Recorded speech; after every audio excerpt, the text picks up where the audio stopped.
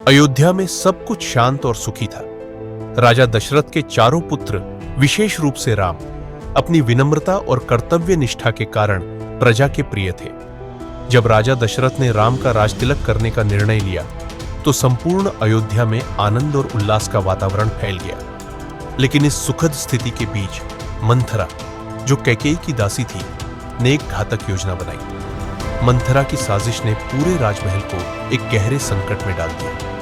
मंथरा को यह समझ आ गया था कि यदि राम राजा बने तो कैकेयी का प्रभाव और उसकी स्थिति कमजोर हो जाएगी। वह जानती थी कि कैकेयी के मन में अपने पुत्र भरत के प्रति विशेष स्नेह है। मंथरा ने कैकेयी के कान भरने शुरू किए और उसे याद दिलाया कि दशरथ ने एक समय उसे 2 वरदान देने का वचन दिया था। मंथरा ने कैकेयी को इस बात का यकीन दिलाया कि अब वही समय आ चुका है जब उसे अपने वरदान मांगने चाहिए, जिससे राम को वनवास और भरत को अयोध्या का राजा बना सके। कैकेयी पहले मंथरा की बातों को अनसुना करने की कोशिश करती है, पर मंथरा की चतुराई से बोले गए शब्दों ने कैकेयी के मन में शक और भय भर दिया। अंततः कैकेयी ने मंथरा की सलाह मानी और दशरथ के पास जाकर अपने वरदानों की मांग की। एक तरफ जहां दशरथ राम के राजतिलक की तैयारियों में मग्न थे, वहीं दूसरी तरफ कैकेयी ने 2 वरदान मांगे। पहला, राम को 14 वर्षों के लिए वनवास भेजा जाए, और दूसरा, भरत को अयोध्या का राजा बनाया जाए। दशरथ इस मांग को सुनकर स्तब्ध रह गए।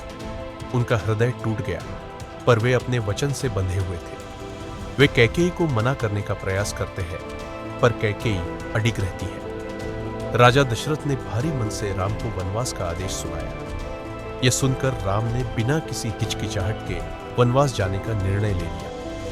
राम के मन में कोई विरोध नहीं था, बल्कि उन्होंने इसे अपने कर्तव्य का हिस्सा मानकर स्वीकार किया। उन्होंने सोचा कि पिता का वचन निभाना उनका प्रथम कर्तव्य है, चाहे इसके लिए उन्हें किसी भी कठिनाई का सामना करना पड़े। राम अपने कक्ष में थे जब कैकेयी ने उन्हें स्वयं बुलाकर यह सूचना दी कि उन्हें 14 वर्षों के लिए वनवास जाना होगा।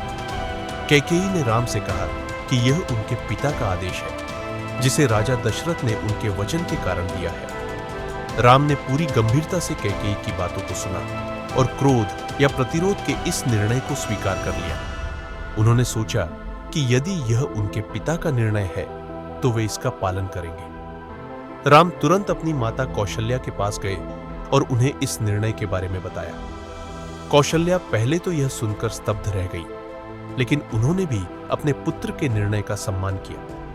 राम ने उनसे कहा, माता, यह मेरे लिए अवसर है कि मैं अपने पिता के वचन को पूरा कर सकूं और धर्म का पालन करूं। कौशल्या ने अपने आंसू पोंछते हुए राम को आशीर्वाद दिया और उन्हें स्नेहपूर्वक विदा किया। जब सीता को राम के वनवास जाने की बात पता चली तो वह भी अत्यंत दुखी हुई, लेकिन उन्होंने तुरंत निर्णय लिया कि वे राम के साथ वनवास जाएंगी। सीता ने राम से कहा, हे स्वामी, जहां आप रहेंगे वही मेरा स्थान है। मैं आपके बिना नहीं रह सकती। चाहे वह महल हो या वन, मैं हर परिस्थिति में आपके साथ रहूंगी। राम ने सीता को समझाने की कोशिश की कि वन का जीवन कठिन और कष्टप्रद होगा, लेकिन सीता अपने निर्णय पर अडिग रही। उन्होंने कहा कि पत्नी का धर्म है कि वह हर परिस्थिति में अपने पति के साथ रहे, चाहे वो सुख हो या दुख। उधर लक्ष्मण ने भी राम के साथ वनवास जाने का निर्णय लिया।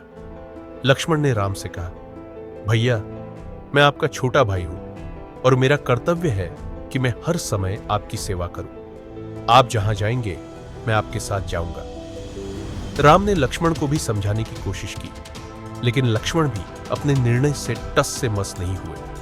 इस प्रकार राम, सीता और लक्ष्मण ने वनवास जाने की तैयारी कर ली। जब राम ने वनवास का अंतिम निर्णय लिया तो उन्होंने अपने पिता दशरथ से विदा लेने का निश्चय किया। दशरथ अपने कक्ष में दुखी और टूटे हुए बैठे थे। उन्होंने राम को देखते ही अपनी बाहों में भर लिया और कहा, राम, मैं तुम्हें यह सजा नहीं दे सकता। मैं वचन से बंधा हुआ हूं, लेकिन मेरा हृदय यह नहीं सह सकता कि तुम वन जाओ। राम ने अपने पिता को शांत किया और कहा, पिता, आपके वचन का पालन करना मेरा धर्म है। कृपया मुझे विदा दीजिए। दशरथ की आंखों से अश्रु बह रहे थे। वे अपने प्रिय पुत्र को खोने के गम में डूबे थे। राम ने दशरथ के चरण स्पर्श किए और उनसे विदा ली। कौशल्या और सुमित्रा भी भावुक हो गई, लेकिन उन्होंने अपने पुत्रों को आशीर्वाद देकर विदा किया। सीता और लक्ष्मण भी अपने परिवार के सदस्यों से विदा लेकर राम के साथ चल पड़े। राम, सीता और लक्ष्मण के वनवास जाने के बाद राजा दशरथ का हृदय पूरी तरह टूट गया। उन्हें अपनी गलती का एहसास हो गया कि उन्होंने मंथरा की चाल में आकर अपने पुत्र को वनवास भेज दिया। दशरथ रात भर जागते रहे, राम की याद में तड़पते रहे। उन्होंने विलाप करते हुए कहा, राम, मेरे पुत्र, मैं तुम्हारे बिना कैसे रहूंगा। इस गहरे शोक में डूबे दशरथ को रात में राम के वनवास की पीड़ा ने घेर लिया और वे धीरे धीरे इस दुख से ग्रस्त हो गए।